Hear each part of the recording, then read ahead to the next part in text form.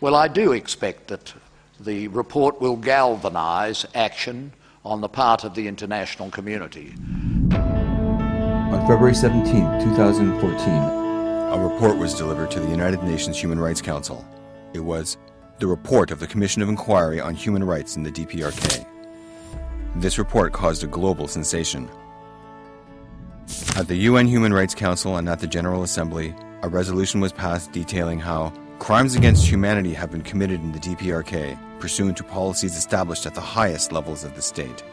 For the last 2 decades, since the world has learned of the terrible abuse of human rights in North Korea, North Korean abuses have become an international issue.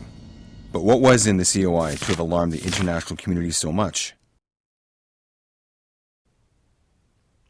The basic standards used to assess human rights violations are in the International Covenant on Civil and Political Rights and the Conventions of the Rights of the Child. North Korea is a signatory to both of the conventions. However, the findings of the COI showed that the conventions are being flagrantly ignored. Instead, the absolute standard North Korea uses is the 10 principles in establishing the party's monolithic ideological system. The 10 principles are 10 fundamental guidelines for North Korean people. North Korean people must follow the 10 principles in every aspect of life: political, social, cultural, and educational. During weekly confession and criticism sessions, all the people, including children, must criticize others and themselves in accordance with the teachings of the Kim philosophy and the 10 principles. Suppression of freedom of expression and opinion is carried out through surveillance and state violence.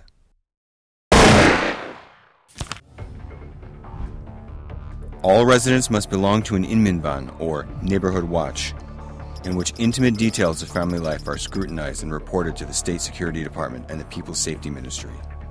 Sometimes, villagers are given orders by security agents to spy on their neighbors. Even among family members, people cannot speak freely. Some inmates of political prison camps are people who have been caught using this system.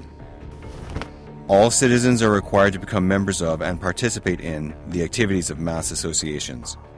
The functions of mass associations are to organize and monitor the daily activities of the people, to ensure continued indoctrination, and to mobilize members to carry out public construction work. Refusing participation is not possible.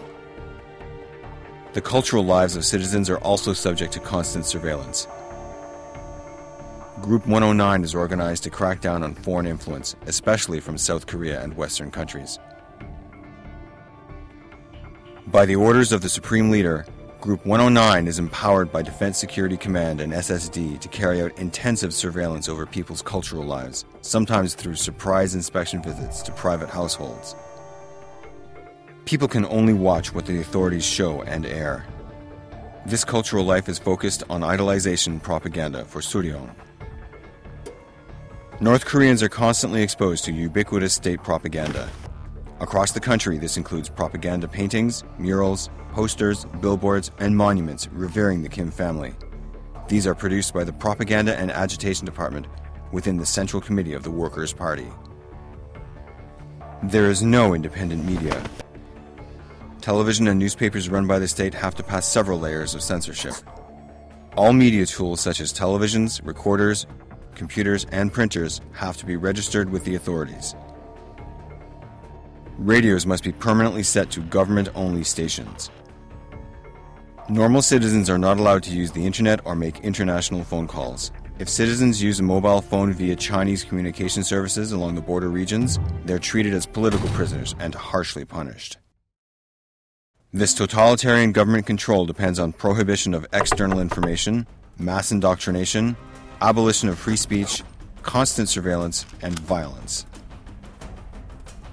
It is a serious violation of the ICCPR and the Convention on the Rights of the Child. The COI report's conclusions detail the systematic, widespread, and gross human rights violations that have been committed by the DPRK, its institutions, and its officials.